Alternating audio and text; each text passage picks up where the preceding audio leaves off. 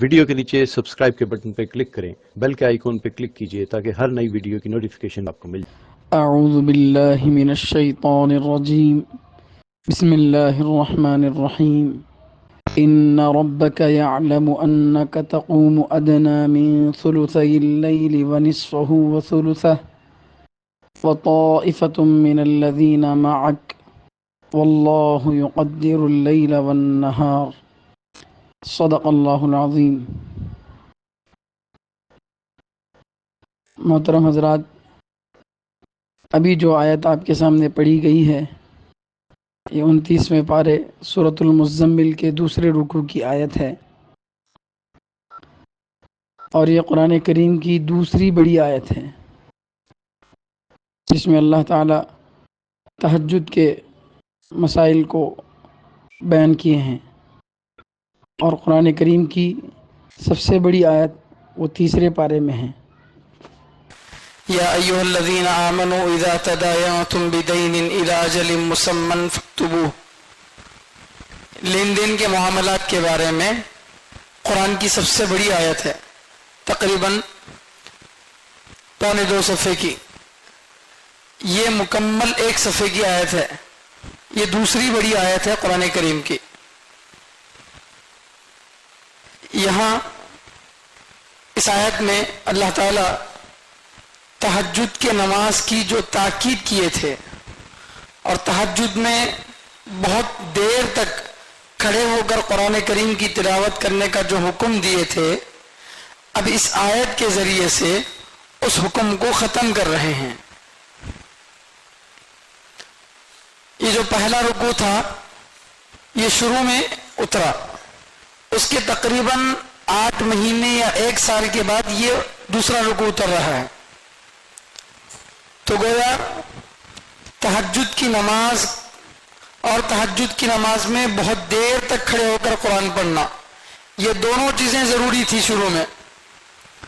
اب ان دونوں چیزوں کو اللہ تعالیٰ یہاں پر ختم کر دیے کہ نہ تہجد کی نماز پڑھنا بہت زیادہ ضروری ہے، نماز تو ابھی بھی باقی ہے لیکن وہ فرض یا پھر واجب درجے میں نہیں ہے، اور اسی طرح اتنی لمبی دیر، آدھی رات یا آدھی رات سے بھی زیادہ، آدھی رات سے کم، اتنا لمبا وقت پڑھنے کی ضرورت نہیں ہے، اپنے حساب سے جتنا تمہارے لیے آسان ہو اتنا پڑھو، یہ اللہ تعالیٰ اس آیت میں حکم دے رہے۔ سوال یہ پیدا ہوتا ہے کہ جب 1 سال کے بعد یہ دوسرا حکم آنا ہی تھا تو پہلے کیوں حکم دیا گیا تھا؟ شروع سے ہی کیا کر دیتے؟ تہجد کو فرض یا واجب قرار نہ دیتے؟ پہلے فرض قرار دے کے پھر بعد میں اس کو ختم کرنے کی کیا ضرورت تھی؟ تو جواب یہ ہے کہ چونکہ ابھی مکے کی زندگی کا بالکل شروع کا دور تھا، ابھی دعوت کا کام بہت زیادہ زور شور سے نہیں تھا، اور آگے چل کر بہت بڑی ذمہ داری پڑنے والی تھی، لوگوں سے جو ہے ملنا جلنا زیادہ ہونے والا تھا اور پریشانیاں بھی زیادہ آنے والی تھیں۔ اب بڑی پریشانی کی پریکٹس کے لیے اللہ تعالیٰ نے کیا کہا؟ اپنے دل کو، اپنے نفس کو بڑے بڑے کاموں کے تیار کرنے کے لیے تہجد کی نماز دیر تک پڑھو۔ ایک مجاہدہ ہے، آدمی رات میں کچی نیند میں سے اٹھے اور 5 گھنٹے 4 گھنٹے تہجد کی نماز کھڑے ہو کر پڑھے، اور پھر دن میں بیوی بچوں کے لیے کمائے، پھر دعوت کا کام بھی کرے، اپنی ضرورتوں کو بھی پورا کرے۔ ظاہر بات ہے یہ بہت آسانی سے کرنے والا کام نہیں تھا۔ صحابہ کرام کے بارے میں آتا ہے کہ صحابہ کرام تہجد اتنی لمبی پڑھتے تھے کہ ان کے پاؤں پر ورم آ جاتا، سوج آ جاتی تھی، اس قدر لمبی تہجد پڑھتے تھے۔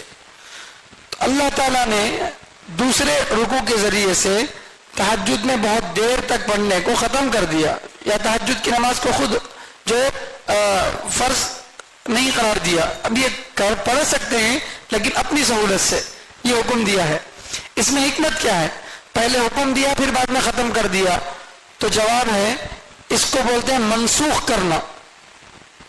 جب تفسیر شروع ہوئی تھی اس وقت میں بالکل پہلے یا دوسرے درس میں یہ باتیں آپ کو ملیں گی، اس کی تفصیل ملیں گی کہ اللہ تعالیٰ پہلے کوئی حکم دیتے ہیں پھر اس کے بعد اس کو ختم کرتے ہیں. اس کے پیچھے حکمت کیا ہے؟ تو حکمت یہ بتائی گئی تھی کہ دیکھو دنیا والے اگر پہلے کسی چیز کا حکم دیتے ہیں پھر اس کو ختم کرتے ہیں تو یہ ان کے تجربے کی کمی کی بنیاد پر ہے. پہلے ایک حکم دیے مگر اس پر عمل نہیں ہو رہا، کمی کوتاہی ہو رہی، تو پھر کیا کرتے ہیں؟ دوسرا حکم دیتے. تو انسان اگر ایک قانون ہٹا کر دوسرا قانون لاتا ہے تو اس میں کیا مسئلہ ہے؟ اس کے تجربے کی کمی. قانون تو بنا لیا لیکن اس کو جب اپلائی کرنے کا موقع آیا، قانون لاگو کرنے کا موقع آیا تو لوگ اس کو ایکسپٹ نہیں کر رہے یا اس پر عمل نہیں کر رہے، تو پھر مجبوراً کیا کرنا پڑتا؟ قانون کو بدلنا پڑتا. تو انسان اگر کسی حکم کو بدلتا ہے تو یہ اس کے کم علمی اور کم تجربہ ہونے کی بنیاد پر ہوتا ہے. لیکن اللہ تعالیٰ اگر کسی حکم کو بدلتے ہیں تو نعوذ باللہ یہ نہیں کہا جا سکتا کہ اللہ کو پہلے علم نہیں تھا بعد میں جا کر علم ہوا. نعوذ باللہ ایسا تو نہیں بول سکتے. پھر کیوں اللہ تعالیٰ ایسا کرتے ہیں؟ یہ جو دوسرا حکم آتا ہے یہ حکم بتاتا ہے کہ پہلے والا جو حکم تھا وہ یہاں تک کے لیے ہی ہے. اللہ کو پہلے سے علم میں ہے کہ جو میں حکم دے رہا ہوں تہجد میں دیر تک کھڑے ہو کر پڑھنے کا، یہ صرف 1 سال کے لیے ہے. اللہ کو معلوم ہے مگر لوگوں کے سامنے اللہ نے اس کو ظاہر نہیں کیا تو لوگ کیا سمجھ لیے؟ شاید ہی ہمیشہ کے لیے ہے. پھر جب دوسری آیت نازل ہوئی تو اس کے ذریعے اللہ نے بتا دیا کہ وہ میرا پہلا والا حکم یہیں تک کے لیے تھا، اب یہاں سے میرا دوسرا حکم یہ ہے.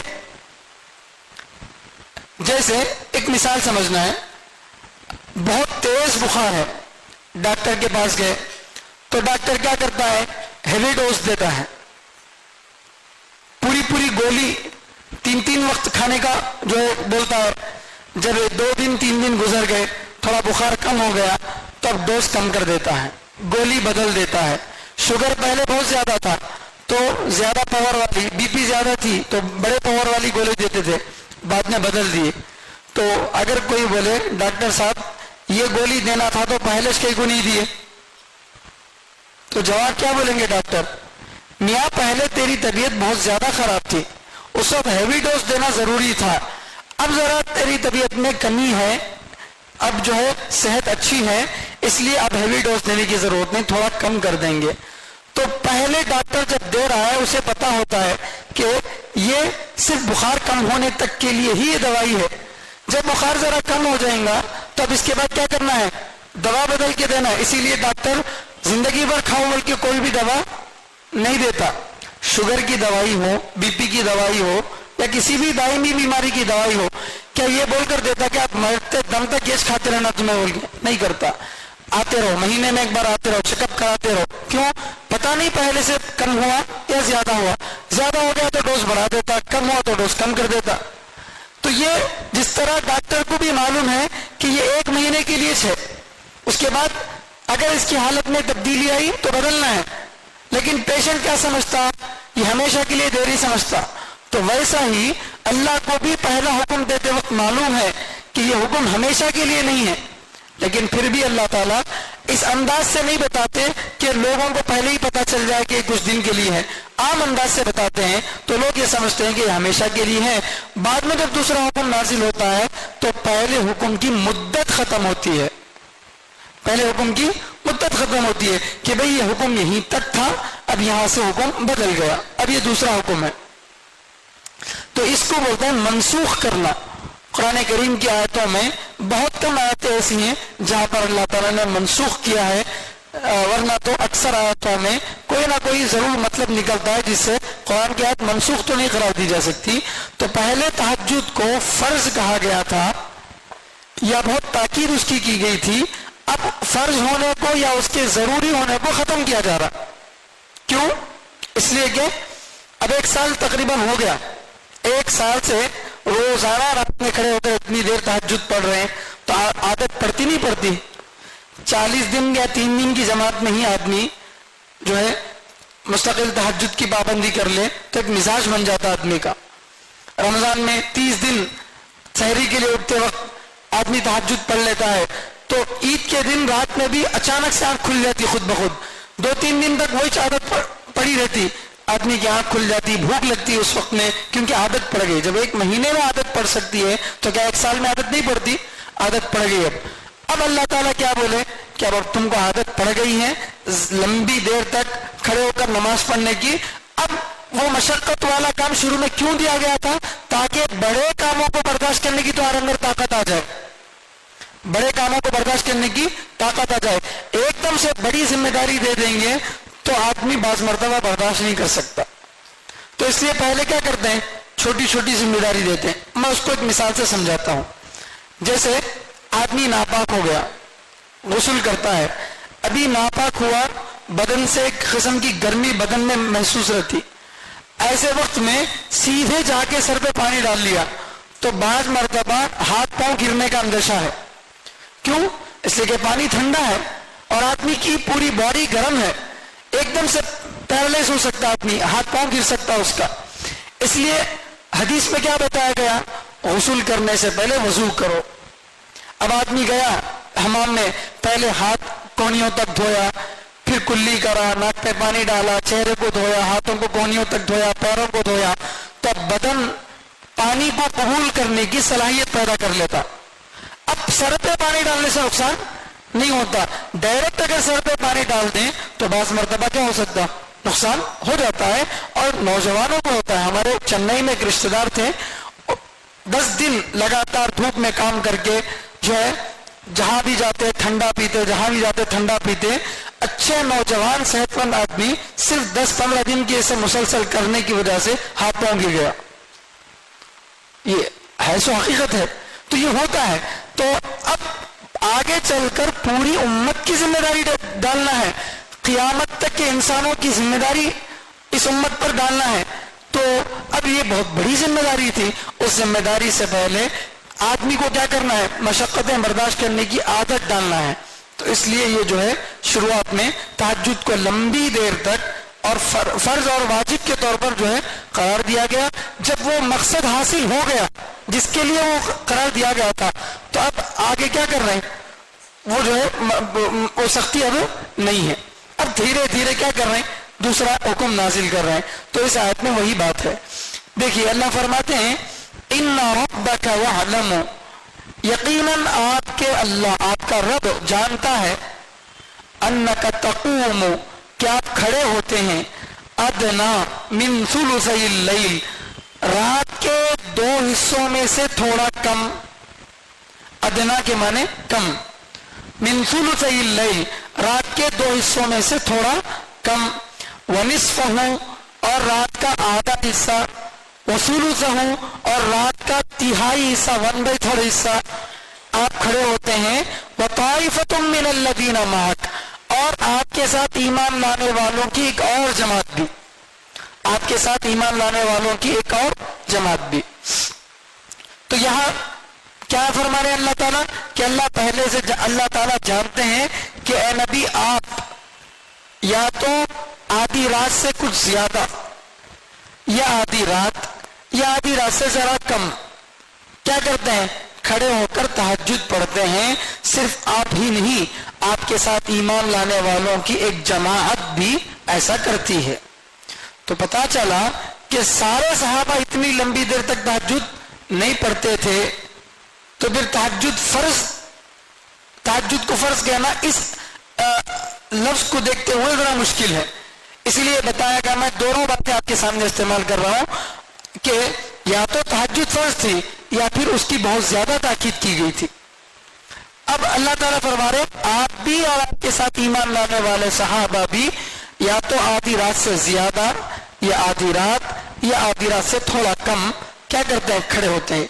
ये जो बात यहाँ पर बताई गई, इसी बात को शुरू में भी बताया गया, या अय्युहल मुज़्ज़म्मिल क़ुमिल लैला इल्ला क़लीला निस्फ़हु अव इंक़ुस मिन्हु क़लीला, पूरी रात खड़े रहो मगर रात का थोड़ा हिस्सा सो जाओ, यानी आधी रात से भी ज्यादा खड़े रहना है, थोड़ा बाकी का हिस्सा इबादत करना है, या निस्फ हो आधी रात खड़े रहो, और अविन कुछ मिनहु कलीला, या आधी रात से भी जरा कम कर दो। तो वो बात जो पहले बताई गई थी उसी को अंदाज बदल कर यहां पर बोल रहे हैं, उसी बात को अंदाज बदल कर बोल रहे हैं। इसको बोलते हैं तफन्नुन, यानी एक ही बात को अलग अंदाज में बोलना, दो अलग अलग अंदाज में बोलना। तो बहरहाल वही बात अल्लाह ताला फरमा रहे हैं कि अल्लाह जानते हैं कि आप और आपके साथ ईमान लाने वाले सहाबा आधी रात से ज्यादा या आधी रात या उससे कम जो है खड़े होते हैं, यानी तहज्जुद के लिए खड़े होते हैं। वल्लाहु युक़द्दिरुल लैला वन नहार, और अल्लाह ही दिन और रात का अंदाजा करते हैं, अल्लाह ही दिन और रात का अंदाजा करते हैं। यानी ये फरमा रहे अल्लाह ताला कि सही में अब कितनी रात हुई है इसका अंदाजा सिर्फ अल्लाह को है। हम घड़ी देखकर 2 बज गए ये तो बता सकते हैं, लेकिन और कितने सेकंड बाकी हैं ये हर कोई नहीं बता सकता, कम से कम घड़ी देखकर तो नहीं बता सकते। तो रात का कितना हिस्सा गुजर गया और कितना हिस्सा बाकी है इसका सही अंदाजा कौन लगा सकते हैं? अल्लाह ही लगा सकते हैं, मखलूक इसका सही अंदाजा लगा नहीं सकती। कुछ ना कुछ इधर उधर आदमी से हो जाता है। तो अल्लाह फरमाते हैं तुमको जो हुक्म दिया गया था कि आधी रात से ज्यादा या आधी रात से कम खड़े रहो, इसमें आप लोग अंदाजा सही नहीं कर सकते, आप लोग अंदाजा सही नहीं कर सकते। उसी को बता रहे अलीमा अल्लन तुहसूहु, अल्लाह ने जान लिया कि तुम उसका इहाता नहीं कर सकते, अल्लाह ने जान लिया कि तुम उसका इहाता नहीं कर सकते।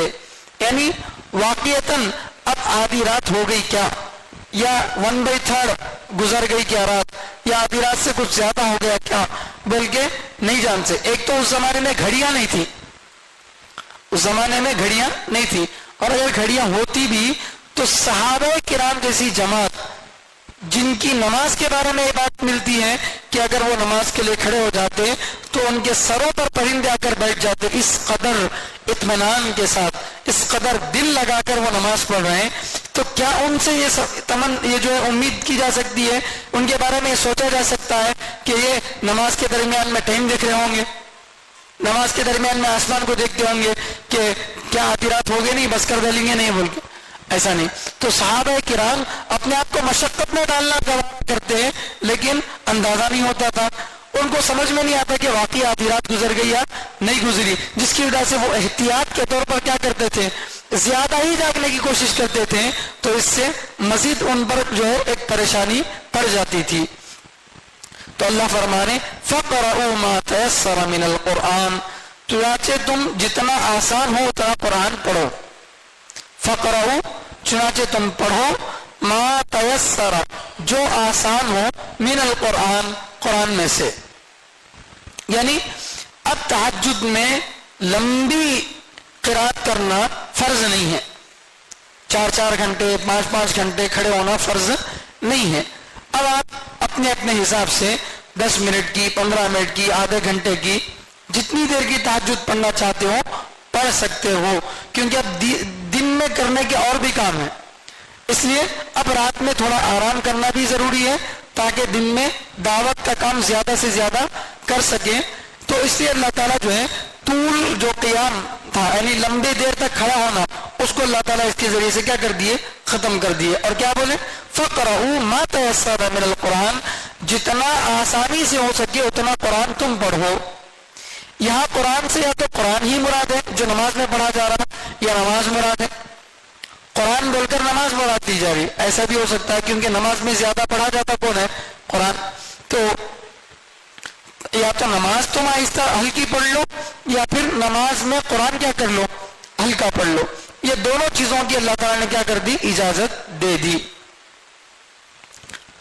यहां ये एक बात तवज्जो करने की ये है कि अल्लाह ताला फरमाते हैं कि तहज्जुद पढ़ने वालों को अल्लाह खूब जानते हैं कि वो कितनी देर खड़े हो रहे हैं, क्योंकि पहला जुमला अल्लाह का क्या था, इन्ना रब्बका यअलमु آپ کا رب جانتا ہے کہ تم کتنی رات کھڑے رہے، آدھی رات یا اس سے زیادہ یا اس سے کم، یہ اللہ تعالیٰ جانتے ہیں۔ تو اس آیت سے علماء نے یہ بات بتائی ہے کہ تہجد پڑھنے والوں پر اللہ کی خاص نظر ہوتی ہے، تہجد پڑھنے والوں پر اللہ کی خاص نظر ہوتی ہے۔ یہ وی آئی پی لوگوں کی نماز ہے، جو اللہ کے بہت خاص لوگ ہوتے ہیں، اللہ انہی کو تہجد میں اٹھاتے ہیں تاکہ ان سے بڑے بڑے کام لیے جا سکیں۔ اور حقیقت بھی ہے کہ جو آدمی بہت بڑی بڑی ذمہ داریاں لینے والا ہوتا ہے اس کو تہجد کی نماز پڑھنا ضروری ہوتا ہے، کیونکہ اس کے پڑھنے سے ایک تو نفس کسلے گا اور آدمی اللہ کے سامنے رونے گڑ گڑانے کی وجہ سے اپنے عہدے کی بڑائی دل میں نہیں آئے گی۔ آج ہو رہا کیا ہے کہ یا تو نااہل لوگوں کو عہدے مل جا رہے ہیں، اور اگر مل جاتے ہیں تو پھر کم سے کم وہ اس عہدے کو سنبھال نہیں پاتے، جیسی عبادت کرنی چاہیے، جیسا ان کا اللہ سے تعلق ہونا چاہیے وہ نہیں ہوتا، جس کی وجہ سے عہدہ مل کر بھی وہ اپنی ذمہ داری پوری نہیں نبھا سکتے۔ ذمہ داریاں تو مل گئی لیکن ذمہ داری کو نبھا نہیں سک رہے، اس لیے کہ اللہ سے جو کنیکشن ہونا چاہیے تھا وہ ان کے پاس نہیں رہا۔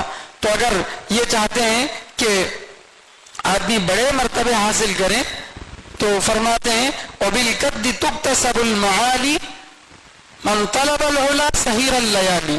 عربی کا شعر ہے، محنت سے ہی بلندیاں حاصل ہوتی ہیں، جو بلندیوں کو حاصل کرنا چاہتا ہے وہ رات کو جاگتا ہے، جو بلندیوں کو حاصل کرنا چاہتا ہے وہ رات کو جاگتا ہے۔ ہم نے ہمارے اساتذہ کو دیکھا کہ چاہے رات میں 3 بجے بھی سفر سے واپس ہوئے ہوں، 3 بجے بھی سفر سے واپس ہوئے ہوں، تو میں اور مجھ جیسا کوئی ہوتا تو آ کے شاید فجر کی نماز پڑھنا بھی مشکل ہوتا، لیکن ہم نے اپنے اساتذہ کو دیکھا 3 بجے رات میں بھی واپس آتے تو وضو بنا لیتے، تہجد میں جو ان کا معمول ہوتا اس معمول کے مطابق نماز پڑھتے، ذکر کرتے، پھر فجر کی نماز پڑھتے، پھر آرام کرتے۔ تو یہ بہت بڑی اہمیت ہے تہجد کی نماز کی۔ آج عام طور سے لوگ اس کو ایک نفل، ایک سنت سمجھ کر چھوڑ دی ہیں، اگرچہ شرعی اعتبار سے اس کی حیثیت فرض یا واجب کی نہیں ہے، مگر انسان کو بنانے میں اس نماز کا بہت بڑا دخل ہے، انسان کی اندرونی دل کی کیفیت کو بنانے میں اس نماز کا بہت بڑا دخل ہے۔ تو اس لیے جو ہے اس کو شروع اسلام میں بہت اہتمام کے ساتھ ضروری قرار دیا گیا۔ تو اللہ فرماتے ہیں کہ دن اور رات کا صحیح معنی میں اندازہ اللہ ہی کر سکتے ہیں، لوگوں کو اس کا اندازہ نہیں ہوتا، جس کی وجہ سے یا تو وقت سے زیادہ کھڑے ہو گئے، پریشانی اٹھا لیے، یا جتنا کہا گیا تھا اس سے تھوڑا کم ہو گیا، جس کی وجہ سے جو حکم کی پوری طرح سے تعمیل نہیں ہو سکی۔ تو صحابہ وقت کا احاطہ نہیں کر سکتے تھے، جتنا کہا گیا تھا اتنا وقت، بلکہ صحیح معنی میں اس کو گھیر نہیں سکتے تھے، آدھی رات یا اس سے کم یا اس سے زیادہ اس کو گھیر نہیں سکتے تھے۔ تو اللہ تعالیٰ جو ہے آسانی کا حکم دے دیے کہ اب اتنی دیر بلکہ ضروری نہیں ہے، جتنی دیر چاہو تم پڑھ سکتے ہو، یہ اللہ تعالیٰ نے آسانی کا حکم دیا۔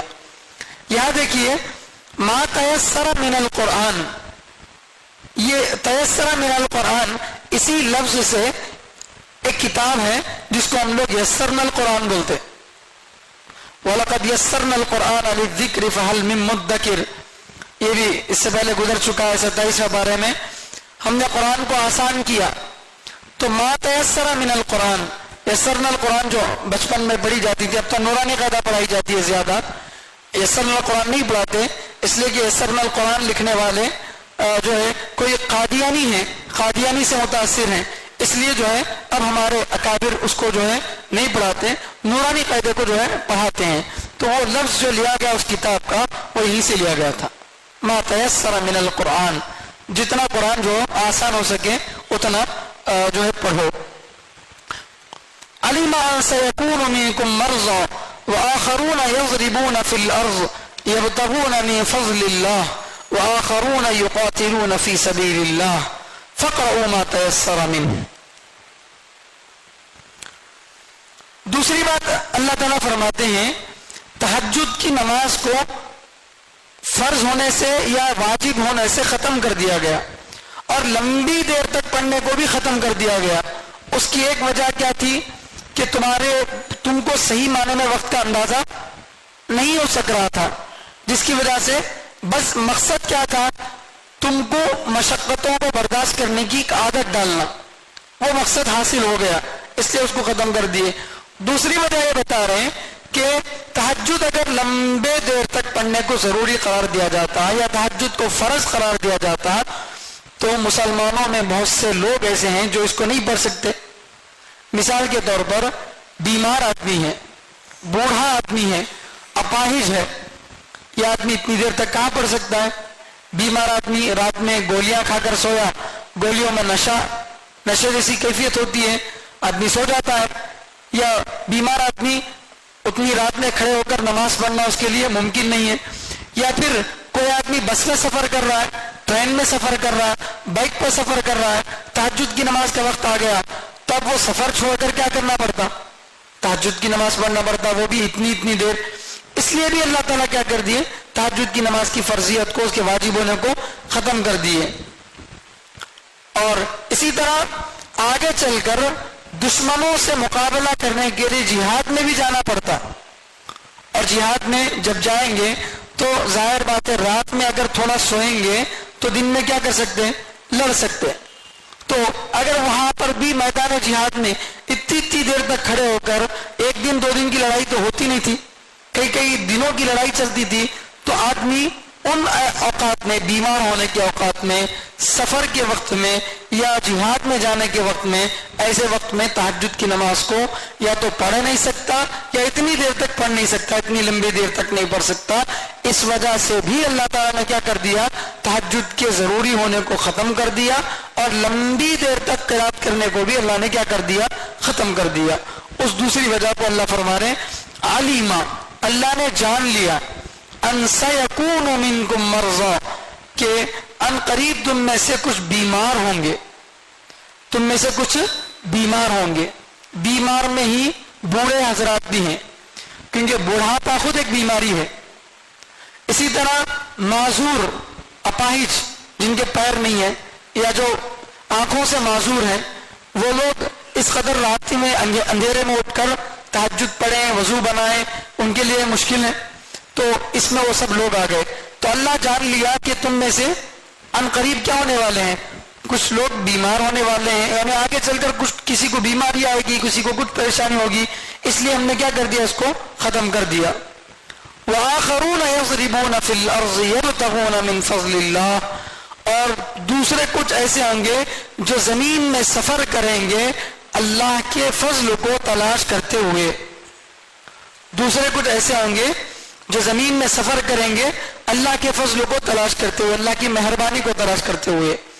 یعنی کچھ لوگ ایسے بھی ہوں گے جو روزی روٹی کے لیے، اپنے بیوی بچوں کو پالنے کے لیے کیا کریں گے؟ سفر کریں گے. تو اللہ کے فضل کو تلاش کرنے کے لیے، اللہ کے فضل سے یا تو رزق مراد ہے یا علم مراد ہے. علم حاصل کرنے کے لیے لمبے سفر کرتے تھے. ہمارے جو بڑے علماء گزرے ہیں ان کے زمانے میں آج کی طرح مدرسے نہیں تھے جہاں ایک ہی بلڈنگ کے اندر سب استاد آ رہے ہیں، پڑھا رہے ہیں، کھانے پینے کا، سب رہنے سہنے کا انتظام ہے. ایسا نہیں تھا پہلے زمانے میں. جو استاد جہاں ہوتا وہاں جا کر ان کے پاس سیکھنا پڑتا تھا. جو وقت انہوں بولے اس وقت میں جانا پڑتا تھا. رات میں بولے تو رات میں، دن میں بولے تو دن میں. یہاں تک کہ بعض لوگ جو ہے یہ بولتے ہیں کہ میرے پاس پڑھانے کا وقت نہیں ہے، البتہ میں ادھر سے ادھر تک جانے کے لیے بیچ میں راستے میں میں خالی ہوں، تو اس راستے میں تم پڑھنا چاہو تو پڑھ لو. تو استاذ گھوڑے پر سواری کر رہے ہیں اور شاگرد کیا کر رہا ہے؟ دوڑتے ہوئے ان کے پاس پڑھ رہا ہے. تو یہ جو ہے حال تھا. تو علم کے لیے کیا کریں گے آدمی؟ سفر کریں گے. یا روزی روٹی کے لیے کیا کریں گے؟ سفر کریں گے. مستقل لوگوں کا پیشہ ہوتا ہے، نوکری ہے، حیدرآباد میں نوکری ہے تو ہفتے میں 1 مرتبہ آنا، 1 مرتبہ جانا، بار بار ضرورتوں سے آنا جانا ہوتا. اگر تہجد کی نماز فرض ہو جاتی تو کتنی مشقت ہو سکتی تھی. اس لیے بھی اللہ تعالیٰ نے کیا کیا؟ اس کو ختم کر دیا. وآخرون یضربون فی الارض، اور کچھ دوسرے لوگ ایسے ہیں جو زمین میں سفر کرتے ہیں، یبتغون من فضل اللہ، اللہ کے فضل کو یعنی اللہ کے علم یا اللہ کے رزق کو تلاش کرتے ہوئے، وآخرون یقاتلون فی سبیل اللہ، اور تیسرے کچھ ایسے ہیں جو اللہ کے راستے میں قتال کرتے ہیں، جنگ کرتے ہیں، ایسے بھی کچھ لوگ ہوں گے۔ دیکھیے جنگ کا حکم تو ابھی آیا نہیں، یہ آیت کب کی ہے؟ بالکل شروع زمانے کی، پہلے سورۃ العلق اقرأ بسم ربک الذی خلق وہ والی سورت، اس کے بعد یا ایھا المدثر جو آگے سورہ آنے والا ہے وہ تیسرے نمبر پہ یہ سورہ ہے، تو یہ سورہ تو تیسرے نمبر پہ ہے۔ اب اسی سورہ کے اندر کیا کہا جا رہا؟ کچھ لوگ اللہ کے راستے میں کیا کریں گے؟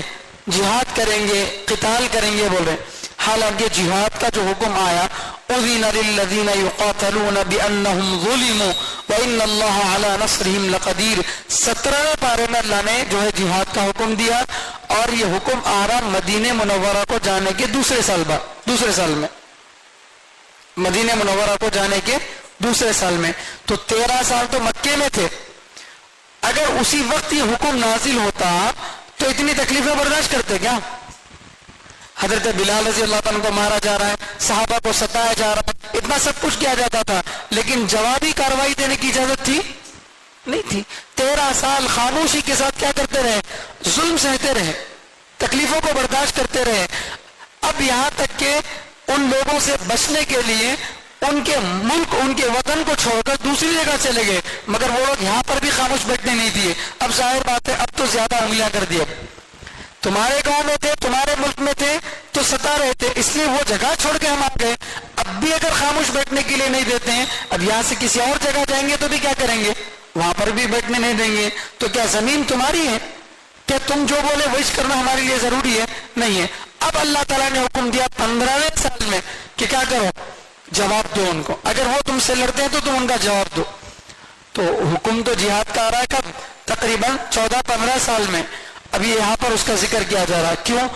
ذہن سازی کے لیے، آگے چل کر یہ کام تم کو، یہ ذمہ داری تمہارے اوپر آ سکتی ہے، یہ بڑی بڑی ذمہ داریاں جو آگے تمہارے اوپر آنے والی ہیں، اس کی ابھی سے کیا کرتے رہے؟ ذہن سازی کر رہے۔ جیسے امتحان آنے میں 1 مہینہ ہے، 2 مہینے ہیں، 10th کا ایگزام بچہ لکھ رہا، 10th کے بارے میں تو ماں باپ 8 سے فکر میں آ جاتے۔ اب بچہ 9th میں آ گیا تب ہو گیا آئندہ سال 10th ہے، آئندہ سال 10th ہے۔ اب سچ میں اس کا داخلہ 10ویں کلاس میں ہو گیا تو پہلے دن سے اس کی نیند حرام، حالانکہ امتحان ہے 1 سال کے بعد یا 2 سال کے بعد، مگر اس کو اب سے کیا کر رہے ہیں؟ فجر سے پہلے بھی ٹیوشن، فجر کے بعد بھی ٹیوشن، مغرب میں ٹیوشن، عشاء میں ٹیوشن، اتوار کو بھی بھیج رہے ہیں، چھٹیاں اس نہیں بیچارے کو، کیا واسطے ہیں؟ وہ 6 دن ایگزام لکھنا ہے نہیں، اس کے واسطے اس کی 2 سال کی نیند حرام کروا لے۔ تو بار بار بولتے رہتے ہیں ارے 10 آ رہا، 10 کلاس آ رہی، 10 کلاس آ رہی بول کے، کیوں؟ ذہنی طور پر پریپیئر ہو جانا آدمی، یہ بہت بڑی چیز ہے، اس کے لیے مجھے پہلے سے تیار رہنا بول کے۔ تو اللہ تعالیٰ یہاں پر جہاد کا ذکر کر رہے ہیں، حالانکہ ابھی تک حکم اس کا نازل نہیں ہوا تھا۔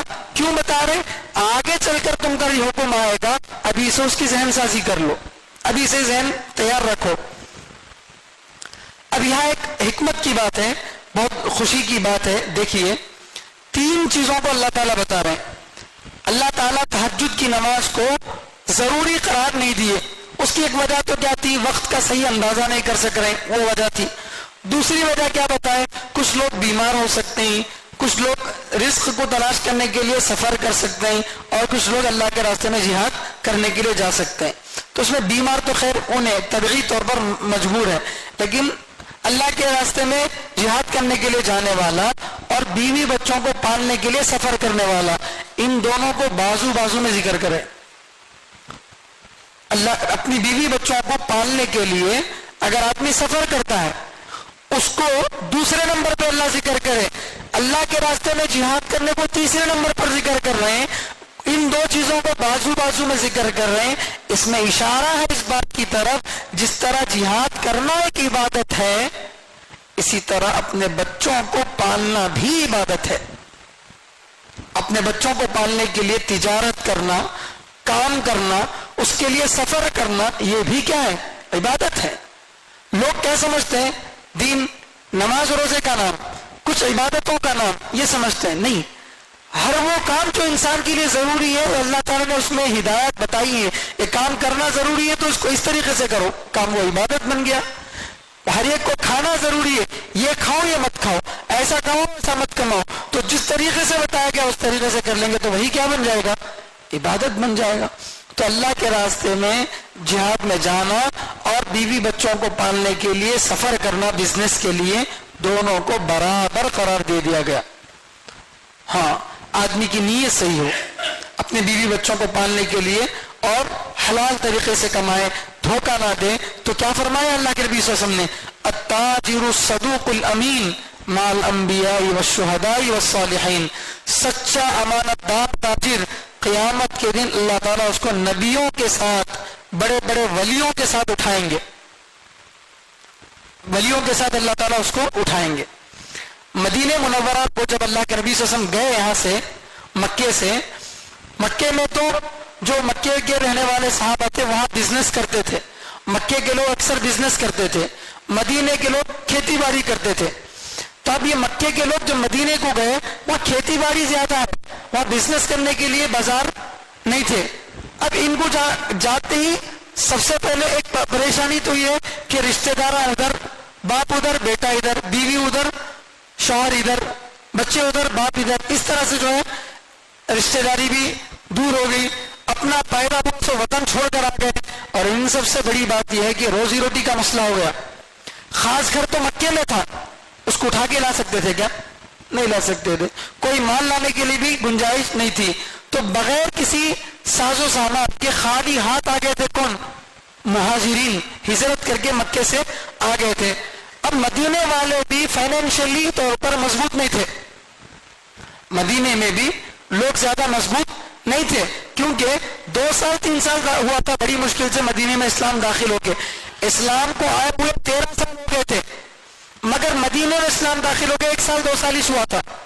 ہر گھر میں کوئی نہ کوئی ایمان والا تھا، لیکن پورے کے پورے مالی اعتبار سے مضبوط نہیں تھے۔ انہوں خود کم ہے، مدینے کی جو ٹوٹل آبادی ہے اس آبادی میں بڑی مشکل سے 5-6% تھے ایمان لانے والے، اس میں پھر انہوں فائنینشلی طور پر بھی کمزور تھے۔ اب پھر ان پر اپنی روزی روٹی کے علاوہ آنے والے بھائیوں کا بھی مسئلہ آ گیا، خود بھی کھانا ہے، مہمان آنے والے جو مکے سے آئے ان کو بھی کھلانا ہے۔ تو اب اللہ کے نبی صلی اللہ علیہ وسلم سب سے پہلے تو مسجد بنائے، مدینے میں آنے کے بعد سب سے پہلے کیا کرے؟ مسجد بنائے۔ مدینے کو آنے سے پہلے قباء بول کے ایک مسجد ہے، جو لوگ عمرے کو گئے وہ جانتے ہیں، مسجد قباء ابھی تقریباً مدینہ آنے میں 3-4 کلومیٹر پہلے ہی کیا کرتے اللہ کے نبی صلی اللہ علیہ وسلم وہاں پر نماز پڑھ کے وہاں مسجد بنا دی، پھر مسجد نبوی بنائے۔ تو پہلے تو مسجد کی ضرورت کو پوری کر دیے، اس کے بعد آپسی معاہدہ کرے، کیا بول کے کہ ہم لوگ مسلمان مدینے میں رہ رہے ہیں، ہمارے علاوہ یہودیاں بھی رہ رہے ہیں، مشرک بھی رہ رہے ہیں، دوسرے لوگ بھی رہ رہے ہیں، ہمیں سب آپس میں مل جل کر رہنا، کوئی دوسرے پر حملہ نہیں کرنا، اگر کوئی باہر سے ہمارے شہر پر حملہ کرے تو ہمیں سب مل کر ڈیفینس کرنا، یہ جو ہے قانون بنا ہے۔ اس کے بعد تیسرے نمبر پہ جو اللہ کے نبی صلی اللہ علیہ وسلم مسئلہ حل کرے، جس کی طرف توجہ دیے، وہ تھا مسلمانوں کا مالی معاملہ۔ قباء کے اندر ہی مدینے کے ابتدائی زمانے میں اللہ کے نبی صلی اللہ علیہ وسلم لوگوں کو کیا کرے؟ تجارت کی ترغیب دیے، بزنس کی ترغیب دیے۔ سب سے بہترین کام آدمی کا اپنا ہنر کا سیکھ لینا، یہ سب سے بہترین کام۔ اپنے ہاتھ سے خود کوئی ہنر آدمی کو آتا ہے، یہ سب سے بہترین کمائی ہے۔ دوسرے نمبر پہ بزنس، یہ اچھی کمائی ہے۔ تیسرے نمبر پہ ملازمت ہے۔ اللہ کے نبی صلی اللہ علیہ وسلم ملازمت بھی کیے ہیں، لیکن زیادہ پسند کس کو کرتے تھے؟ بزنس کو پسند کرتے تھے۔ تو بزنس کی اسلام میں بہت بڑی ترغیب ہے، لیکن لوگ اس کو سمجھتے نہیں ہیں۔ یہ سمجھتے ہیں کہ بھئی اسلام ہم کو کمانے سے روکتا ہے، کمانے سے نہیں روکتا، تمہارے کمانے کو ثواب بولتا ہے، اللہ کے راستے میں جا کر لڑنے کے برابر تمہارے کو جو ہے اللہ تعالیٰ مقام دیتے ہیں اس کو۔ تو بس اتنا ہے کہ اس کو ڈھنگ سے کیا جائے، صحیح طریقے سے کیا جائے، دھوکہ، جھوٹ، اس طرح کے کام نہ ہو، تو یہ جو ہے اتنا بڑا مقام ہے۔ وآخرون یقاتلون فی سبیل اللہ فقرؤوا ما تیسر منہ، چنانچہ جتنا آسان ہو سکے قرآن میں سے پڑھو، جتنا آسان ہو سکے قرآن میں سے تم پڑھو۔ تو یہاں پر وہی بات دوسری مرتبہ کہی گئی، کئی کو اس لیے کہ پہلی مرتبہ ریزن الگ تھا۔ کیا ریزن تھا؟ اتنی دیر تک پڑھنے میں وقت کو صحیح معنی میں کاؤنٹ نہیں کر سکتے تھے، اس لیے جتنا ہو سکے اتنا پڑھ لو بولے۔ اب دوسرا ریزن کیا تھا؟ کچھ لوگ مجبور ہوتے، بیمار ہوتے، یا سفر میں رہتے، یا پھر جہاد میں گئے رہتے، تو ان لوگوں کے لیے بھی پڑھنا مشکل ہے، تو اس لیے دوسرے ریزن کے لیے دوسری مرتبہ اللہ تعالیٰ حکم دے رہے فقرؤوا ما تیسر منہ، جتنا قرآن آسان ہو سکے اتنا کیا کرو تم پڑھو۔ لیکن پڑھنے کو کہا گیا، چھوڑنے کو نہیں کہا گیا۔ جتنا آسان ہو سکے اتنا پڑھو، یہ نہیں کہ آپ سے چھوڑ دو، جتنا ہو سکتا اتنا۔ اسی لیے حضرت ابن عباس رضی اللہ تعالیٰ عنہما فرماتے ہیں کہ اس آیت سے ایک چیز ختم ہوئی، ایک چیز ختم نہیں ہوئی۔ ایک چیز کیا ختم ہوئی؟ تہجد کو بہت دیر تک پڑھنا، اسے ختم کر دیا گیا۔ 4-5 گھنٹے پڑھنے کی ضرورت نہیں، 10-15 منٹ بھی 5 منٹ بھی پڑھ لے سکتے۔ لیکن تہجد کے فرض ہونے کو ابھی بھی باقی رکھا گیا، معراج کی رات میں جا کر اس فرضیت کو ختم کرے، بلکہ ابن عباس رضی اللہ عنہ فرماتے ہیں، سمجھے؟ اگرچہ عام علماء کا کہنا یہ نہیں ہے کہ ابھی تہجد بھی ختم ہو گئی تھی، سنت مستحب بلکہ نفل ہو گئی، اب ضروری نہیں رہی نہ عام مسلمانوں کے لیے نہ نبی علیہ السلام کے لیے۔ خود نبی علیہ السلام کے لیے بھی تہجد کیا نہیں؟ فرض نہیں رہی۔ بعض علماء فرض ہے بول کے بولتے ہیں، اس کی دلیل دیتے 15ویں پارے میں اللہ تعالیٰ فرماتے ہیں وَمِنَ اللَّيْلِ فَتَهَجَّدْ بِهِ نَافِلَةً لَكَ۔ 15ویں پارے میں اللہ ایک جگہ فرماتے ہیں کہ رات کا کچھ حصہ جاگ کر گزارو، عبادت کرو، تہجد پڑھو بول کے اللہ فرماتے ہیں۔ تو اس آیت کی وجہ سے بول رہے ہیں کہ نبی علیہ السلام کے لیے فرض تھا، لیکن صحیح بات یہ ہے کہ خود نبی علیہ السلام کے لیے بھی فرض نہیں تھی، عام مسلمانوں کے لیے بھی نفل اور سنت ہی تھی، اور نبی علیہ السلام کے لیے بھی نفل اور سنت تھی۔ یہ الگ بات ہے کہ اللہ کے نبی صلی اللہ علیہ وسلم اس کو چھوڑتے نہیں تھے، پابندی کرتے تھے، بہت زیادہ اہتمام اس کا کرتے تھے۔ تہجد کی نماز کتنی رکعت پڑھنا ہے؟ اس کے بارے میں زیادہ تر حدیثوں میں جو بات آتی وہ 8 رکعت، 8 رکعت پڑھنا ہے تہجد کی نماز۔ 8 رکعت نہیں، زیادہ پڑھنا چاہ رہے پڑھ سکتے ہیں، 10 رکعت یا 12 رکعت بھی پڑھ سکتے ہیں، یا 8 نہیں پڑھ سکتے تو 4 رکعت بھی پڑھ سکتے ہیں، یہاں تک کہ 2 رکعت بھی آخری درجے میں پڑھ سکتے ہیں، اس سے کم نہیں، 2 سے تو کوئی کم نہیں ہے۔ 8 عام طور سے 8 رکعت جو ہے تہجد کی نماز پڑھنے کا اللہ کے نبی صلی اللہ علیہ وسلم کا معمول تھا۔ اچھا، تہجد کی نماز پڑھنا کب ہے؟ تہجد کے معنی ہے جاگنا، تہجد کا معنی جاگنا، تو یا تو سونے کے بعد جاگنا یا نماز پڑھنے کے لیے جاگنا، دونوں چیزیں داخل ہے۔ نماز سو جانے کے بعد نماز پڑھنے کے لیے کیا کرنا؟ جاگنا، جو عام طور سے رمضان میں کیا کرتے ہیں ہم؟ تراویح پڑھ لیے، آگے سو گئے، اس کے بعد سحری ہمارے کو کرنا 4 بجے رہتا، 4:45 تک ٹائم ہے، مگر ہمیں اٹھتے 3:30 بجے، اٹھ کے ذرا وضو سے فارغ ہو کے ایک 4 رکعت نماز پڑھ لیں گے بول کے، تو سو کر اٹھنے کے بعد کیا کریں؟ تہجد پڑھے۔ تو جاگنا سونے کے بعد یہ بھی ہو سکتا، یا نماز پڑھنے کے لیے جاگنا، یعنی مثلا دکان سے تھک کے آئے، کام کر کے تھک کے آئے، 10:30 ہو گیا ٹائم، اب دل بول رہا فوراً کھاتے پھٹ بول کے سو جانا بول کے، اب دل میں خیال آیا بھائی 1-2 رکعت نماز پڑھ لیں گے بول کے، اب ٹائم 10:30 تھا تمہارا سونے کا، 4 رکعت نماز پڑھے 10 منٹ میں، تو 10:40 کو سو، تو یہ 10 منٹ جاگے نہیں جاگے؟ کس کے لیے؟ نماز کے لیے۔ یہ بھی تہجد کی نماز کے لیے نیند سے اٹھ کر پڑھنا ہی ضروری نہیں ہے، عشاء کی فرض کے بعد نفل نماز اگر پڑھتے ہیں تو وہ بھی تہجد ہے، وہ بھی کیا ہے؟ تہجد ہے۔ ہاں، تہجد کا وقت ختم ہونے کے بعد اگر آپ تہجد پڑھو تو فجر کی سنت ہے۔ تہجد کی نماز کا ٹائم مثلا 4:30 کو ختم ہو جا رہا تھا، آپ کو معلوم نہیں تھا، آپ کیا کریں؟ 4:35 کو اٹھے، اٹھ کے 4:35 کی نماز پڑھ لی، بعد میں جا کے کیلنڈر دیکھے تو 4:30 کو ٹائم ختم ہو گیا ہے، تب فجر کی نماز کی سنت نہیں پڑھنا، اب یہی 2 رکعت کیا بن گئی؟ فجر کی سنت بن گئی۔ تو نیند سے پہلے بھی تہجد پڑھی جا سکتی ہے، کیونکہ قرآن میں کہیں بھی یہ وضاحت نہیں کرے کہ سونے سے پہلے پڑھنا یا سونے کے بعد پڑھنا بول کے.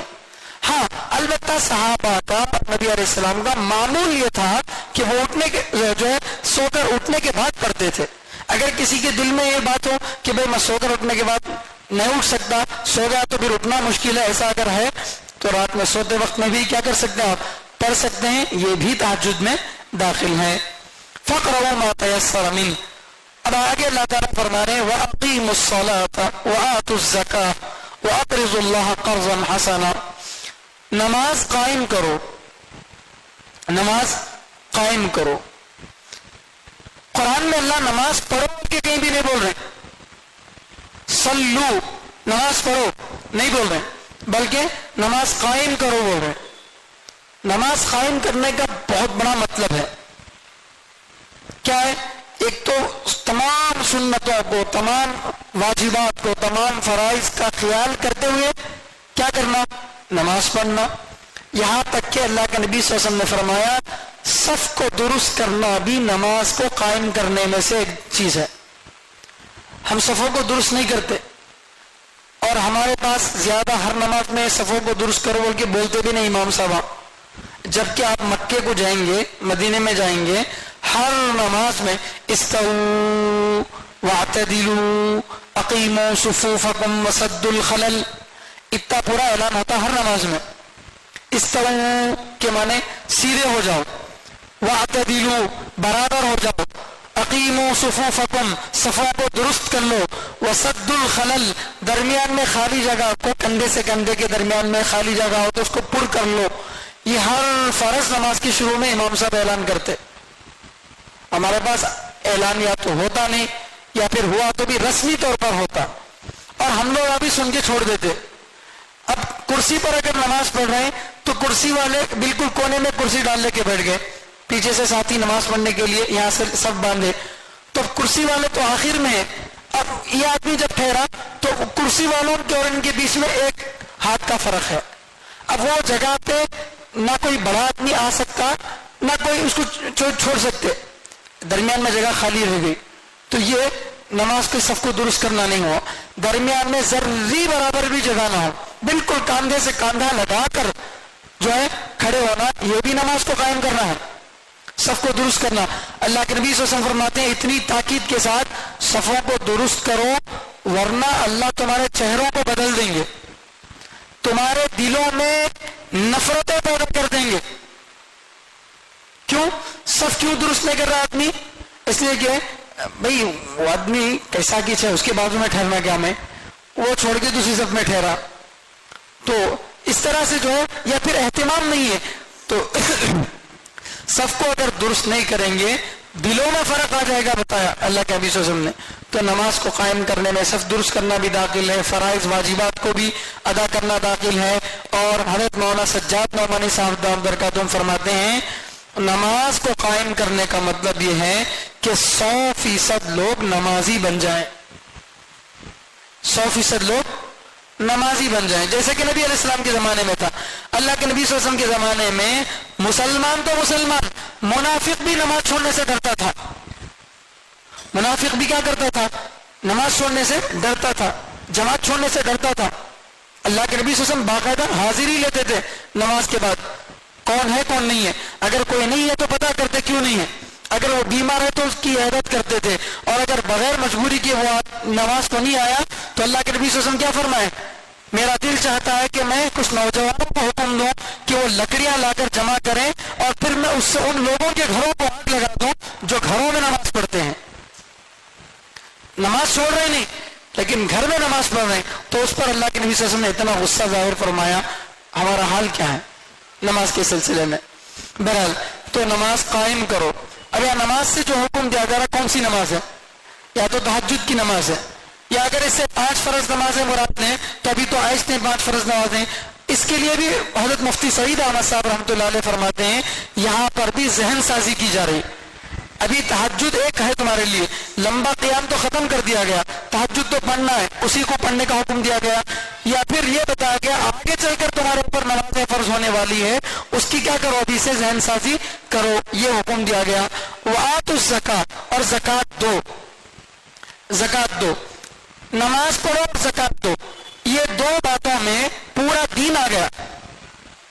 بدن کے ذریعے کی جانے والی عبادتوں میں سب سے اعلیٰ جو عبادت ہے وہ نماز. مال سے ادا کی جانے والی عبادتوں میں سب سے اعلیٰ ہے زکوٰۃ. تو بڑی چیز کو لے لیے تو خود بخود چھوٹی چیزیں آ جاتی. میرے پاس 100 روپے ہیں، میں اگر بولا تو 50 روپے ہے کیا تمہارے پاس؟ بولے تو ارے بھائی 100 روپے ہے میرے پاس، بول تو خود بخود 50 روپے بھی اس میں داخل ہو گئے نہیں ہو گئے؟ ہو گئے. اعلیٰ چیز جب آ جاتی ہے تو ادنا چیز بھی خود بخود اس میں آ جاتی ہے. تمام بدن کی عبادتوں کی سردار نماز ہے اور تمام مال سے ادا کی جانے والی عبادتوں کی سردار زکوٰۃ ہے. ان دونوں کو اللہ تعالیٰ نے یہاں پر بتایا، نماز پڑھو، نماز قائم کرو اور زکوٰۃ دو. زکوٰۃ کا بھی یہ مسئلہ ہے، جیسے نماز 10ویں سال میں معراج کی رات میں فرض ہوئی 5 نمازیں، اس سے پہلے 5 نمازیں تھی نہیں، تو ذہن سازی کی جا رہی ہے، پھر تہجد کی نماز ہی کو پڑھنے کا حکم دیا جا رہا. اور زکوٰۃ دینے کے بارے میں جو بات کہی جا رہی، یہاں پر بھی زکوٰۃ جو ہے مدینے کو جانے کے بعد زکوٰۃ فرض ہوئی تھی. یہ تو بالکل ابتدائی زمانے کی صورت ہے. تو اس لیے بعض علماء اس آیت کے اس لفظ کو دیکھ کر فرماتے ہیں کہ یہ آیت مدینے میں اتری بول کے، کیونکہ اس میں نماز اور زکوٰۃ کا حکم دیا گیا، اس لیے مدینے میں اترنے والی آیت بولتے ہیں. لیکن مدینے میں اترنے والی نہیں، مکے میں اترنے والی ہی آیت ہے. پھر زکوٰۃ دینے کا مطلب کیا؟ ذہن سازی. جیسے جہاد کے لیے ذہن سازی کرائی گئی، ایسے ہی نماز اور زکوٰۃ کے لیے بھی کیا کی جا رہی ہے؟ ذہن سازی کی جا رہی ہے. آگے چل کر یہ تمہارے اوپر احکام آ سکتے ہیں. زکوٰۃ دو. وَأَقْرِضُوا اللَّهَ قَرْضًا حَسَنًا، اور اللہ کو اچھے طریقے سے کیا کرو؟ قرض دو. اللہ کو قرض دینے کا مطلب کیا؟ یا تو زکوٰۃ کے علاوہ جو نفلی صدقات ہیں وہ اس میں داخل ہیں. زکوٰۃ تو دے رہے ہیں مگر کوئی غریب آ گیا تو اب یہ سوچ کر کہ زکوٰۃ دے دیا نا آپ کہیں دینا اس کو نہیں، اب بھی کیا کرو؟ کچھ نہ کچھ اللہ کے راستے میں دو. یا پھر تمہارے بوڑھے ماں باپ ہیں، کما نہیں سکتے، ان کا خرچ برداشت کرو، یہ بھی اس میں آ گیا. یا پھر اقرضوا اللہ قرضا حسنا میں جہاد کے لیے پیسہ تیار کرنا بھی آ گیا، کیونکہ اسلام ابھی شروع کے دور میں ہے. حکومت کا کوئی فنڈ نہیں تھا، حکومت ابھی بنی نہیں تھی، اس لیے اگر لشکر کو تیار کرنا ہے تو کوئی آرمی بجٹ نہیں تھا. ہمارے پاس انڈین گورنمنٹ میں 1/3 ہمارا بجٹ کس کے لیے رہتا؟ آرمی کے لیے رہتا. تو ڈیفنس سسٹم کے لیے، ان کے انتظام مینٹیننس کے لیے 1/3 1/3 کمائی ہماری جو ہے آرمی کے لیے جاتی ہے. تو حکومت بن گئی تو اب آسان ہے مسئلہ، ورنہ حکومت نہیں بنی تو اب دشمنوں سے بچنے کے لیے کیا کرنا پڑتا؟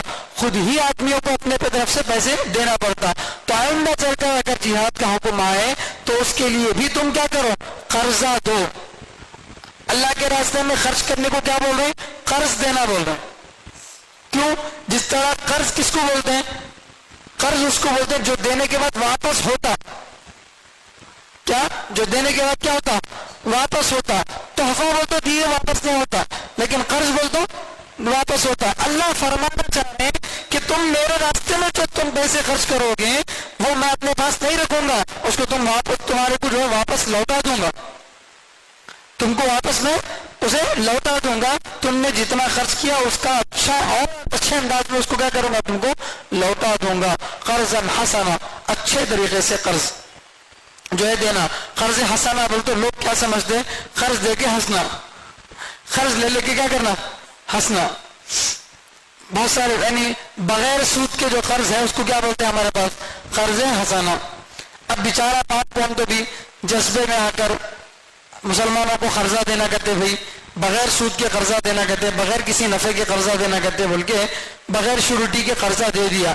تو ذمہ دار آدمی اگر ہے تو لوٹا دیتا، ورنہ اگر غیر ذمہ دار آدمی ہے تو لیتے وقت میں تو بہت اچھے طریقے سے لیا، اب لوٹانے کا مسئلہ ہے تو 7 گھٹ کا پانی پلا رہا. اب کیا وہ تو قرض حسنا تھا، لے تو ہنسنا تھا، ہنستا رہتا ہونے خالی. تو یہ نہیں ہے. اچھے طریقے سے اللہ تعالیٰ کو کیا کرو؟ قرضہ دو. ریا اور جو ہے دکھلاوا اس کے اندر نہ ہو. وما تقدموا لأنفسكم من خير تجدوه عند الله هو خيرا وأعظم أجرا، اور جو تم آگے بڑھاؤ اپنے لیے بھلائی میں سے تو تم اس کو پاؤ گے اللہ کے پاس کہ وہ زیادہ بہتر ہے اور ثواب کے اعتبار سے زیادہ بڑا ہے. جو تم آگے کرو اپنے لیے، یعنی دنیا میں رہتے ہوئے جو صدقات یا خیرات تم نے کر دیا، جو تم آگے کرو اپنے لیے کوئی بھلائی، تجدوہ عند اللہ، تو تم اس بھلائی کو اللہ کے پاس پاؤ گے۔ تم جیسے اسٹیٹ بینک میں ڈالے تو پیسے کام بھی نہیں جاتے، ملتے ہیں، اسٹیٹ بینک آف آخرت میں ڈالے تو بھی واپس ملتے ہیں۔ وہ بھی کیسے ملتے ہیں؟ عند اللہ ہوا خیرا، اس حال میں کہ وہ کیا ہوں گے؟ بہتر ہوں گے، وہ اعظم اجرا، اور ثواب کے اعتبار سے بڑے ہوئے ہوں گے۔ چنانچہ حدیث میں آتا ہے اگر کوئی آدمی اخلاص کے ساتھ اللہ کے راستے میں ایک پیسہ بھی خرچ کرتا ہے، کھجور بھی خرچ کرتا ہے، تو اللہ تعالیٰ اپنے دائیں ہاتھ سے اس کو لیتے ہیں اور لے کر اس صدقے کو بڑھاتے ہیں یہاں تک کہ وہ پہاڑ کے برابر ہو جاتا ہے۔ خرچ تو کیا تھا کھجور، لیکن اس کو بڑھا کر اللہ تعالیٰ کیا کر دیے؟ پہاڑ اتنا کر دیے۔ تو یہ جو ہے اخلاص کی وجہ سے اتنا ثواب اللہ تعالیٰ فرماتے ہیں۔ اسی لیے حدیث میں فرمایا گیا کہ اگر تم احد پہاڑ کے برابر بھی سونا خرچ کر دو گے تو میرے صحابہ کے ایک کھجور کے برابر بھی نہیں ہوگا۔ کیوں؟ اس لیے کہ ان کا ایک کھجور میں اتنا اخلاص تھا کہ وہ ہمارے ایک پہاڑ سونے میں بھی نہیں ہوتا۔ اخلاص زیادہ ہوگا تو ثواب بھی اتنا ہی زیادہ ملے گا۔ یہاں جو ہے اپنے لیے آگے کرنے کے اندر جیسے اور بہت ساری چیزیں داخل ہیں، اس میں وقف بھی داخل ہے، جس کا آج کل مسئلہ چھڑا ہوا ہے۔ وقف بورڈ کا جو مسئلہ ہے، پرانے زمانے میں لوگ اتنا زیادہ وقف کرتے تھے، مسجد کی جگہ اتنی بڑی نہیں ہوتی تھی جتنی اس کے لیے وقف کرتے تھے۔ اگر ایک 10 سینٹ کی مسجد ہے تو اس کے لیے ایکڑ زمینیں کیا کرتے تھے؟ 100 ایکڑ زمینیں وقف کر دیتے تھے تاکہ مسجد کے خرچوں میں کبھی کمی نہ آئے۔ مسجد کے امام کو، مسجد کے مؤذن کو تنخواہ دینے میں، اچھی تنخواہ دینے میں، یا مسجد کے اندر اخراجات کے لیے کوئی پریشانی نہ ہو، اس کے لیے ہمارے بزرگوں نے بیچارے اتنا زیادہ وقف کیا ہے کہ اگر انڈین آرمی اور ریلوے کے بعد اگر سب سے زیادہ کسی کے پاس جگہ ہے تو وہ مسلمانوں کے پاس ہے وقف کی، پھر بھی یہ غریباں ہی سو۔ سب سے زیادہ بڑی پراپرٹی اگر کسی کے پاس ہے وہ دلتوں کے پاس نہیں اور برہمنوں کے پاس نہیں، کسی کے پاس نہیں۔ سب سے زیادہ پراپرٹی کس کے پاس ہے؟ مسلمانوں کے پاس ہے۔ 8 لاکھ ایکڑ زمین وقف کی جو زمین ہے ہندوستان کے اندر، 8 لاکھ ایکڑ زمین، یعنی ایک چھوٹا پاکستان بن سکتا، ایک چھوٹا سری لنکا بن سکتا۔ اتنا بڑا رقبہ، اتنی بڑی جگہ ہمارے بزرگوں نے کیا کیا تھا؟ وقف کیا تھا۔ لیکن بیچارے وقف کر کے چلے گئے، اس کی حفاظت کرنے والے غدار نکلے، یا تو خود قبضہ کر لیے یا ایسے لوگوں کے ہاتھ میں دے دیے جو اس کو اپنی ذاتی زمین پر سمجھ کر بیٹھے۔ وقف کی جائیداد کو غیروں سے کم اپنوں سے زیادہ نقصان ہوا ہے۔ مسجد کی ملکیاں لے لیے کرائے کو، لیتے وقت میں تو دیو اللہ دلا اللہ بول کے لے لیے، کیسا کی ہاتھا پاؤں پڑھ کے۔ اب 4 سال ہو گئے، 10 20 سال گزر گئے، کرایہ دینے کا نام نہیں۔ بڑے بڑے شہر میں، بنگلور میں، حیدرآباد جیسے شہر میں، حیدرآباد میں مکہ مسجد جو ہے نہیں، مکہ مسجد کے اطراف میں قریب کئی مرگیاں ہیں، کئی گھر ہیں، ان کا کرایہ جو آتا وہ صرف 9000 ہے۔ کئی گھر اور کئی مرگیوں کا کرایہ ملا کر 9000 کرایہ آ رہا۔ کوئی 200 روپے، کوئی 100 روپے، کوئی 50 روپے کرایہ دے رہا، سمجھے؟ تو یہ ایک بزنس بنا دیا لوگوں نے اس کو۔ ظاہر بات ہے یہ حرام کا پیسہ کھائیں گے تو ثواب تو ملے گا نہیں، اللہ کے پاس جواب دینا پڑے گا۔ تو جو تم اپنے لیے آگے کرو میں، جیسے صدقے خیرات داخل ہے، کیا بھی داخل ہے؟ وقف بھی داخل ہے۔ اگر کوئی آدمی مدرسے کے لیے جگہ دیتا ہے، مسجد کے لیے جگہ دیتا ہے، تو وہ اس کی جگہ بظاہر کیا دکھتی؟ میرے پاس تھے تو 100 ایکڑ میں 1 ایکڑ چل گیا دکھتا، لیکن اللہ فرماتے یہ تمہارے باقی جو 90 پر 9 ایکڑ ہے اس سے بھی زیادہ اچھے ہوں گے۔ جو مال تم نے اللہ کے لیے خرچ نہیں کیا اس سے کہیں زیادہ اچھا، اس سے زیادہ ثواب والا یہ مال ہوگا۔ اس لیے اللہ کے راستے میں خوب خرچ کرنا چاہیے۔ یہاں میں آپ حضرات سے بھی اور آن لائن سننے والوں سے بھی ایک درخواست کرتا ہوں کہ مدرسے کی بھی تعمیر کا کام چل رہا ہے، بڑی سخت ضرورت ہے اس کے لیے رقم کی، اس لیے کہ وہاں پر تعلیم شروع کرنے کے لیے بڑی تکلیف مالی اعتبار سے آ رہی ہے۔ تو اگر آپ حضرات جو ہے ہماری مدد کر سکتے ہیں، بلکہ اللہ کے دین کی مدد اگر آپ کر سکتے ہیں تو ضرور ذمہ داروں سے رابطہ کیجیے یا کمنٹس میں بتائیے اگر آپ اس کا کچھ تعاون کرنا چاہتے ہیں تاکہ مدرسے کا جو کام ہے وہ جلد سے جلد مکمل ہو۔ واستغفر اللہ، اللہ سے استغفار کرو, اللہ سے مغفرت مانگو. ان اللہ غفور الرحیم, یقیناً اللہ بہت زیادہ معاف کرنے والے, بہت زیادہ رحم کرنے والے ہیں. غفر کے معنی چھپانا, اللہ تعالیٰ کیا کرتے ہیں, گناہوں کو چھپا دیتے ہیں. بہت زیادہ معاف کرنے والے, بہت زیادہ رحم کرنے والے ہیں. معاف کر دینا یہ آدھا ہوا, لیکن ناراض ہیں پھر بھی کیا فائدہ, معاف کر دیا جائے لیکن بات نہیں کرتا دل سے. لیکن اللہ فرما رہا ہے معاف بھی کرتے ہیں رحم بھی کرتے ہیں. اللہ تعالیٰ کیا کرتے ہیں, معاف بھی کرتے ہیں رحم بھی کرتے ہیں. کیا کرنا ہے, استغفار کرنا ہے. استغفار میں آپ لوگ استغفار بولتے ہیں, استغفار نہیں ہے بلکہ استغفار ہے. استغفار استغفر اللہ زبان سے پڑھنا بھی اس میں داخل ہے, دل سے سچی پکی توبہ کرنا. توبہ کے لیے 3 چیزیں ضروری ہے. ایک تو جو گناہ کیا اس سے سچی پکی توبہ کر لے, اور آئندہ اس کو نہ کرنے کا پکا ارادہ کر لے, اور جو غلطی اس کی تلافی کر لے. نماز چھوٹ گئی تھی, نماز پڑھ لے. کسی کی زمین ہڑپ لیا تھا, اس کی زمین کیا کر دے, واپس دے دے. زمین اپنے پاس یوز ہے اور پھر کیا کر رہا, توبہ مانگ رہا, تو اس کی توبہ قبول نہیں ہوتی. اللہ تعالیٰ سے دعا کہ اللہ تعالیٰ ہم سب کو کہنے سننے سے زیادہ عمل کرنے کی توفیق عطا فرمائے. سبحان اللہ و بحمدہ, سبحانک اللہم و بحمدک, ونشہد ان لا الہ الا انت ونستغفرک ونتوب الیک.